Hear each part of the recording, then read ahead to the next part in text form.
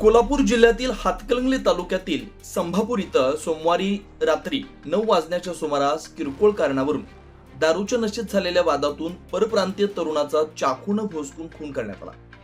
यात मंगल बिभीषण मांजी वय 35 यांचा मृत्यू झाला, तर वाद सोडवण्यासाठी पुढे आलेले संजय पितांबर नेहाल हे जखमी झाले। पोलिसांनी दिलेल्या माहितीनुसार आरोपी देवाश्री प्रफुल्लश्री चंदन वय 26 मूळ गाव बाराघर पाटणा बिहार सध्या राहणार संभापूर हा सोमवारी सकाळी मित्रांशी झालेल्या भांडणानंतर मंगल मांजी यांच्यासोबत राहण्यास आलेला होता। दोघे कामाच्या सुट्टीच्या दिवशी दारू पिऊन नशेत होते। रात्री बाजारातून आणलेले भाजी चिरताना किरकोळ कारणावरून शाब्दिक बाचाबाची झाली, जी विकोपाला गेली। रागाच्या भरात देवाश्रीनं स्वयंपाकघरातील चाकू काढून मंगल याच्या पोटात वार केले।